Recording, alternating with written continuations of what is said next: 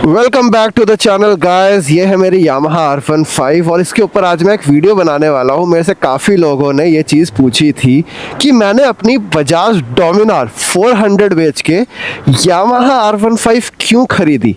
तो आज मैं इसी का जवाब देने वाला हूँ इस वीडियो के अंदर। हो सकता है कुछ लोगों को ये काफ़ी प्रैक्टिकल लगे और कुछ लोगों को ऐसा लगे कि भाई this is a downgrade, but downgrade नहीं, मैं इसे नेसेसिटी बोलता हूँ। तो आज मैं चलते चलते बात करते हैं वैसे तो, बट मैं आपको एक छोटा सा वॉक अराउंड देना चाह रहा था कि भाई ये है मेरी R15 जो कि लेटेस्ट 2025 वेरिएंट है। ब्लू कलर स्कीम में मैंने खरीदी थी एंड ब्लू और ब्लैक का थोड़ा सा कॉम्बिनेशन अब आपको 2025 वाले वेरिएंट में मिलता है। सो यस, इसको चलाते हैं हम एंड भाई बहुत सारी ऐसी चीज़ें हैं कि मेरे को ये बाइक लेने के बाद मज़ा भी आ रहा है और कुछ चीज़ें मैं मिस भी कर रहा हूँ। तो दोनों ही होता है, पॉजिटिव्स और नेगेटिव्स हर किसी बाइक के होते ही हैं। आप हमेशा कंप्लीट सेटिस्फाइड किसी एक चीज़ से नहीं हो सकते।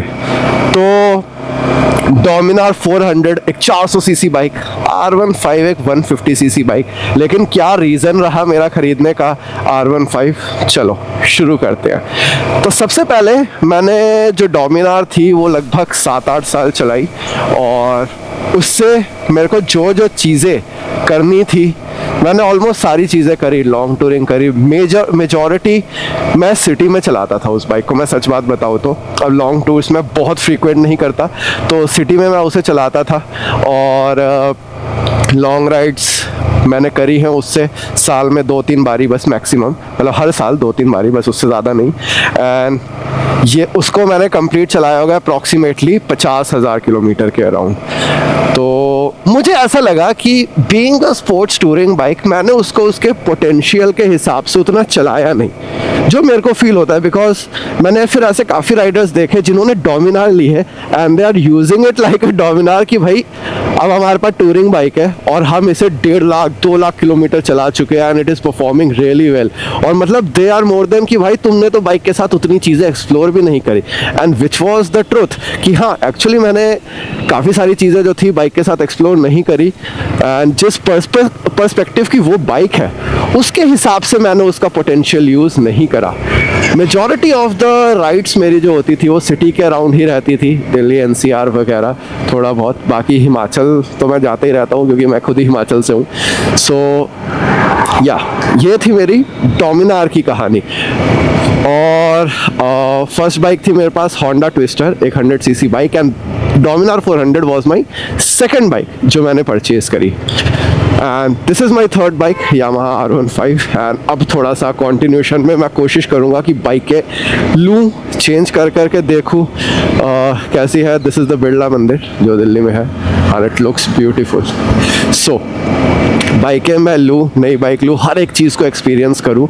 सो सबसे पहला रीजन, तो मैंने भी बोला ना एक्सपीरियंस करूँ, सबसे पहली चीज़ थी बीइंग अ मोटरसाइकिल एंथुजियास्ट। मेरे को एक बार फेयरिंग एक्सपीरियंस करना था, एक बार ट्रैक फेयरिंग बाइक एक्सपीरियंस करनी थी। अब इसमें मेरे पास ऑप्शन आया कि यार मैं चाहता तो KTM RC भी ले सकता था, मैं R3 भी ले सकता था जो कि रिसेंटली आई है और वो सस्ती भी हुई है। Aprilia RS 457 आपके पास एक ऑप्शन होता है, फिर R15 ही क्यों। वेल मैंने पूरा अपना 6-7 साल जो है ना वो मैंने चलाई एक क्रूजिंग सेगमेंट की मोटरसाइकिल, एक अपराइट पोस्चर, ठीक है। अब मेरे को ये चीज़ लगा कि यार जितनी भी बाकी सेगमेंट की बाइकें हैं that is approximately 3 lakh 4 lakh के अराउंड कॉस्ट करती है। अब कोई ऐसी चीज़ जो 3-4 लाख रुपए कॉस्ट करे और मेरे को बाद में ऐसा लगे कि यार शिट, ये तो मेरा गलत परचेज़ हो गया कि मैं फ्रेम के लिए बना ही नहीं हूँ, तो फिर वहाँ पे मेरा पैसा जो मेरे को ऐसा लगता है कि वो पैसा बर्बाद हो जाता। तो उसके लिए मैंने ये सोचा कि इसका सबसे सस्ता ऑल्टरनेटिव क्या है, तो वहाँ पे R15 मेरे को एक ऑप्शन मिला एंड प्लस क्योंकि अभी GST कम हुआ है तो उसकी वजह से प्राइस भी जो था इसका वो थोड़ा सा कम पड़ा मेरे को, विच वॉज लाइक पहले जब मैंने इसे परचेज़ किया था मैं 2-4 बार इसकी क्वेरी कर चुका था। तो जब मैंने फर्स्ट टाइम इसकी क्वेरी की थी तब था 2,18,000 19,000 के अराउंड प्राइस और अभी जब मैंने इसको ख़रीदा है तो ये मेरे को कॉस्ट करी है 1.95 लाख रुपीज़, तो लगभग 2 लाख रुपए। तो मुझे ऐसा लगा कि यार ये तो पैसा सस्ता हो गया, 15-20 हज़ार मैंने बचा भी लिए, थोड़े बहुत मोड वोड करा लेंगे, जैसा वाइजर हो जाता है हम बाइकर्स का, हल्की फुल्की एक्सेसरी डाल दो, थोड़ा सा बाइक को जो विजुअल्स है वो थोड़े से इम्प्रूव कर दो। सो ये मैंने सोचा, एंड प्राइस के अंदर मेरे पास एक बाइक आ गई, तो मैंने चला चलो ठीक है 2 लाख रुपए की बाइक है एंड इसकी वैल्यू भी अच्छी है, जस्ट इन केस अगर मेरे को बेचनी पड़े इसकी रीसेल भी अच्छी है। तो this was a risk for me कि हाँ यार एक बार लेके देखना, एक्सपीरियंस तो करनी है ये चीज़ कि फेयर्ड मोटरसाइकिल या एग्रेसिव पोस्चर को जब आप चलाते हो तो वो फील तो यार देखो है, वी ऑल नो दैट। तो इसीलिए मैंने फिर चूज़ किया इसको। अब उसके बाद सेकंड जो मेरे पास जो सबसे बड़ा रीज़न था कि एक बाइक, मतलब मैं बेसिकली 2 बाइक चलाता हूँ, था मतलब मेरे पास 2 बाइक्स थी, एक 100 सीसी की जो मैं लोकली यूज़ करता था और मेरे को भाई बहुत खुश था, मैं उस बाइक से बहुत खुश था। And Dominar was majority of the time secondary bike हुआ करती थी, क्योंकि मैं उससे लॉन्ग टूर्स वगैरह, संडे राइड्स वगैरह ये सब करता था। तो फिर धीरे धीरे करके जब मेरी फर्स्ट बाइक जो थी उसके साल पूरे कंप्लीट हो गए, 15 साल, तो मैंने उसे स्क्रैप करवा दिया और फिर डोमिनार में रेगुलर यूज़ करने लगा। एंड रेगुलर यूज़ करने में ये था कि उसकी माइलेज कम थी, बहुत भारी बाइक है फॉर सिटी यूज़, ऐसा नहीं है कि वो बहुत भारी बाइक है कि आप मतलब चलाएं, it is a heavy bike for city use. And then mileage was obviously one of the biggest concern उस बाइक के साथ, क्योंकि अब मैं सिटी में चला रहा हूँ, वो बाइक मेरे को अराउंड सिटी में बम्पर टू बम्पर ट्रैफिक में 15 से 20 के बीच में वेरी करती रहती थी उसकी एवरेज। तो जब भी मैं जा रहा हूँ बाइक में फ्यूलिंग हो रहा है तो थोड़ा सा परेशान था। मैंने कहा यार एक सेकेंडरी बाइक होनी लाइफ में बहुत ज़रूरी है, और सेकेंडरी बाइक मैंने सोचा कि अब जब ले ही रहे हैं तो एक ऐसी बाइक हो जो हल्की हो, माइलेज ओरिएंटेड हो, सर्विस पे मेरे को उतना ज़्यादा पैसा ना लगाना पड़े, मेरे को लुक्स मिल जाए एंड परफॉर्मेंस थोड़ी सी मिल जाए। देखो रिक्वायरमेंट तो काफ़ी सारी आ गई थी धीरे धीरे करके, लेकिन ये था कि होनी छोटी ही चाहिए और मतलब एक फेयर मोटरसाइकिल होनी चाहिए। R15 इन सब पे भाई परफेक्ट फिट बैठा, मैं सच बात बताऊं, जब मैंने अपनी रिक्वायरमेंट लिस्ट निकाली R15 वॉज परफेक्ट फिट कि हाँ भाई ये वो बाइक है जो तुम लेने का सोच सकते हो, बिकॉज इस पर वो सारी चीज़ें हैं जो तुम देख रहे हो कि एक बाइक के अंदर क्या क्या होनी चाहिए। तो I was more than satisfied कि भाई हाँ यार ये तो बढ़िया चीज़ है, इसको तो कंसीडर कर सकते हैं। बाइक खरीदते ही अब स्टेप आता है बाइक खरीदना, तो मैंने बाइक परचेज करी और बाइक खरीदने के बाद आई क्विकली रियलाइज्ड कि सिटी में इसको चलाना कितना ज़्यादा फन है कंपेयर टू डोमिनार 400। मतलब अगर मैं रेटिंग करूं सिटी में दोनों बाइकों के, मतलब ऐसे नहीं कि मैं इसे एज इंडिविजुअल रेट कर रहा हूँ, अगर दोनों बाइकों में मैं कंपैरिजन करूं तो 10 आउट ऑफ डोमिनार वॉज 2 और 3 आई वुड से मैन्यूवरेबिलिटी में। लेकिन ये बाइक मेरे को 10 आउट ऑफ 8 एंड 9 मिली है, तो मैं बहुत ही ज़्यादा खुश हूँ। क्योंकि देखो अब आपको पता है मैं वीडियोस बनाता हूँ, इन्फ्लुएंसिंग करना काम है हमारा, कंटेंट क्रिएशन करना काम है, तो शूट्स वगैरह पे जाना है और तो उस पर डेली घूमना ही पड़ता है। तो उसके लिए आपके पास एक लाइट वेट मोटरसाइकिल होनी चाहिए, दिखने में अच्छी होनी चाहिए, लाइट वेट मोटरसाइकिल होनी चाहिए। This was perfect fit for me, दिखने में भी अच्छी है भाई। एंड सेकंड जो सबसे मेजर कंसर्न मेरा था माइलेज। अब आप देख सकते हो कि मैं इसे बम्पर टू बम्पर ट्रैफिक में चला रहा हूँ, अभी लंबा नहीं चलाया, और यहाँ पे माइलेज आ रही है 40 kmpl की, तो 40 की एवरेज भाई दे रही है, ऑलमोस्ट मेरे लिए तो डबल हो गया। तो जितना पेट्रोल इस पर भराता था उतना पेट्रोल इस पर भराता हूँ, लेकिन भाई ये अच्छी चीज़ है कि माइलेज मेरे को काफ़ी ज़्यादा बढ़िया मिल रही है, तो रीफ्यूलिंग मेरा फ्रीक्वेंट उतना ज़्यादा होता नहीं है, पैसे भी बच जाते हैं फ्यूल के। तो मेरी ये बाइक मुझे तो ऐसा लगता है कि लॉन्ग टर्म रहने वाली है, बिकॉज वो सारी चीज़ें जो मैं सोच रहा था एक लॉन्ग टर्म बाइक के लिए, वो सारी चीज़ें इसके अंदर मेरे को मिल गई। वेट मेरा कंसर्न था वो इसने पूरा कर दिया, माइलेज कंसर्न था वो इसने वो कर दिया, सॉर्ट कर दिया, लुक्स मेरा कंसर्न था वो इसने सॉर्ट कर दिया, फेयरिंग मेरा कंसर्न था वो इसने सॉर्ट कर दिया। मेरे लिए ये बाइक एक कंप्लीट पैकेज बन के आई। अब जो चीज़ मैं मिस करता हूँ अब आपको उसके बारे में बताता हूँ। तो सबसे पहली चीज़ ऑब्वियसली जो सब मेरे को कहेंगे कि भाई पावर यार, पावर तो ऑब्वियसली यार वो 35 bhp और ये 18 bhp, ठीक है। अब पावर में भी मैं 2 तरीके से उस चीज़ को देख रहा हूँ, वो भी आपको बताता हूँ। तो 35 bhp तो ऑब्वियसली थ्रॉटल दो बाइक डोमिनार खींचते निकल जाती थी, ब्यूटीफुल, मतलब अमेजिंग चीज़ थी। पावर तो है ही ऑब्वियसली, जब आप एक बार पावर एक्सपीरियंस कर लेते हो, it is very rare that you buy a smaller CC bike, because अगर आपका, तो that is why I said कि ये जो बाइक है ये मेरी नेसेसिटी थी, ये मेरा डाउनग्रेड नहीं है, दिस इज़ माई नेसेसिटी। सो इसके ऊपर भी मैं एक रील बनाऊंगा। सम पीपल से इट कि हमने अगर छोटी सीसी की बाइक ली है, for me it is an upgrade. No, it is not an upgrade, it is your necessity, जिसकी वजह से आपने वो बाइक ली है। तो कुछ लोग बहुत मैनिपुलेट करते हैं एंड देन या, तो खैर उसको चीज़ों को छोड़ो। तो power obviously yes, I miss that power कि मैंने थ्रॉटल घुमाया एंड बाइक इज़ लाइक उड़ गई है एकदम से। वो चीज़ मेरे को जो डोमिनार में फील होती थी, obviously it is missing on R15, but yes definitely एक चीज़ जो मेरे को इस पर अच्छी लगी डोमिनार में, फ़र्क जो डिफरेंस आता है आपका स्ट्रीट और फेड बाइक के साथ, बेसिकली एक सबसे मेजर डिफरेंस है रेड लाइनिंग। तो जो डोमिनार थी उसका जो मेरा शिफ्टिंग पॉइंट होता था, जो वो रेड लाइन करती थी, वो करती थी अराउंड 8,500 के अराउंड, जिसके बाद मतलब वो रेव आउट हो जाती थी, उसके बाद आपको गियर शिफ्ट करना ही करना, मैक्स आउट हो जाती थी। अब उसी के बाद जो R15 है, इसका इंडिकेटर जाता है, इसका RPM जाता है। सो गाय जस्ट एडमायर्ड कि भाई आप व्लॉगिंग कर रहे हो, दैट्स ग्रेट। सो R15 का जो रेव लिमिटर जाता है, ये जाता है आपका 11,500 12,000 तक। तो जहाँ पे मैं फ्रीक्वेंट डोमिनार में गियर शिफ्ट करता था, वहाँ पे मैं इसको स्ट्रेच करता हूँ पूरा एंड इट गोज कि भैया हाँ जाने दो जाने दो जाने दो जाने दो। ये जो चीज़ है ये मेरे को अच्छी लगी इसमें। तो अगर आपने कभी रेड लाइनिंग नहीं करी ना, यू हैव ऑलवेज लाइक एकदम से आपने गियर शिफ्टिंग करी है, यू विल डेफिनेटली लव कि भैया रेड लाइनिंग करने में एक्चुअल कितना मज़ा आता है जब आपकी RPM जा रही होती है 11,500 किलोमीटर। तो वो चीज़ भाई लिटरली ये चीज़ मेरे को अच्छी लगी। पावर आई डेफिनेटली मिस, लेकिन जो रेड लाइनिंग वाला पार्ट है वो मेरे को इसके अंदर अच्छा लगा। एंड परफॉर्मेंस को अगर मैं बोलूँ तो यार हाँ, परफॉर्मेंस तो खैर इस पे ला नहीं सकता हम उतनी ज़्यादा, लेकिन हाँ ये है, दिस इज़ अ मोटरसाइकिल जो मैं इंजॉय कर रहा हूँ। सिटी में लॉन्ग टूर करूँगा तो आई नो कि इसके साथ 2-3 दिक्कतें मेरे को आएंगी। सबसे पहली दिक्कत होने वाली है इसका posture, because it is aggressive motorcycle. मुझे अभी तक सिटी में चलाने में इसे पेन नहीं हुआ, बिकॉज मैंने इसके ऊपर रील बनाई है कि how to ride a faired motorcycle, आप इंस्टाग्राम पे ज़रूर देखना।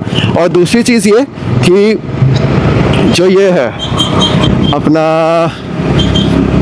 राइडिंग ट्रायंगल तो आपका हो ही गया।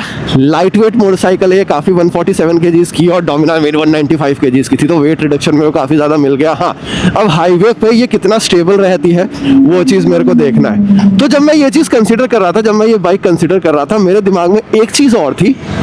जब नेकेड बाइक आप चलाते हो ना हाईवे पे, you need a tall visor जिससे आपका विंड ब्लास्ट रुके, ठीक है। और जो आपकी फेयर्ड मोटरसाइकिल होते हैं कंपेरेटिवली क्या एक्चुअली फेयर्ड मोटरसाइकिल में एरोडायनामिक्स इतने अच्छे होते हैं कि आपके ऊपर विंड ब्लास्ट उतना नहीं आता। तो मेरे को थोड़ा सा शोल्डर पेन ऑल्दो होता है। एंड मैंने 310 RR चलाई थी एक बार थोड़ा लॉन्ग रूट पे, एंड मेरे को पता ही नहीं चला एरोडायनामिक्स इतने ज़्यादा प्यारे थे। तो that's why I considered a faired motorcycle कि भाई फेयरिंग वाली बाइक तो लेनी ही लेनी है।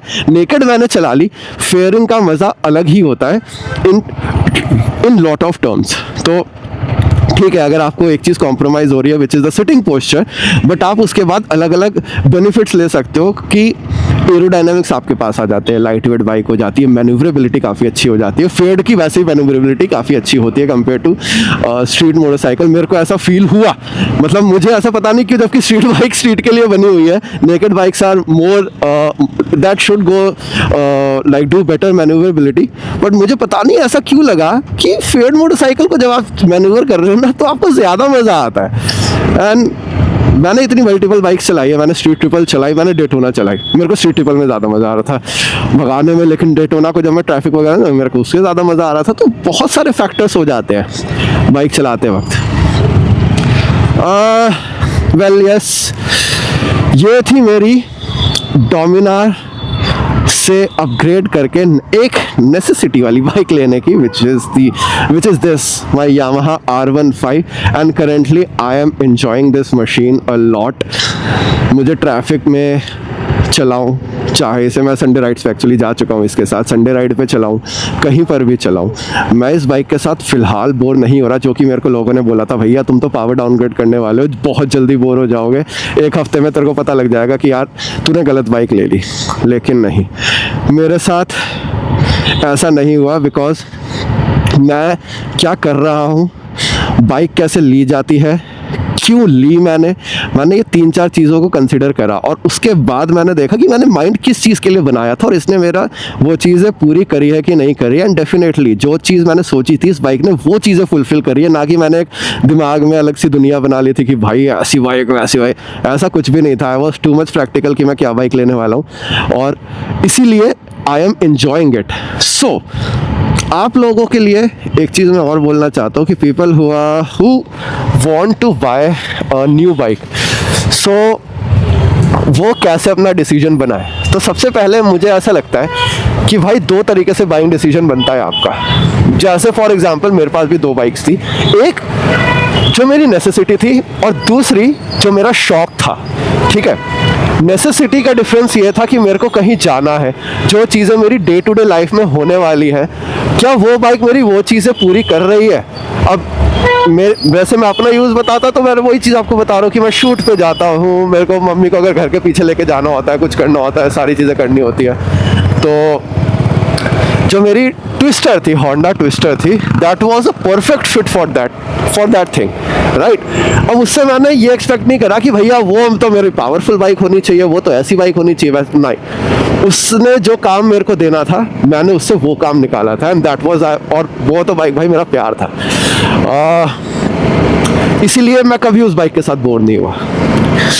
तो जब मैंने डोमिनार लेनी थी, मेरे को पता था ये मेरा शौक होने वाला है, ये मेरी नेसेसिटी वाला नहीं है। इससे मैं अपना एक थोड़ा सा बिग बाइक का शौक पूरा कर रहा हूँ कि 400 सीसी बाइक चला रहा हूँ, वो मैं 100 सीसी से अपग्रेड था मेरा 400 का, और उससे एक शौक मेरा पूरा हो रहा था। तो मुझे पता था वो शौकिया चीज़ है, वो मेरा तेल खाएगी, वो मेरे से महंगी सर्विसिंग लेगी कंपेयर टू 100 सीसी। वो सारी चीज़ें मेरे दिमाग में थी।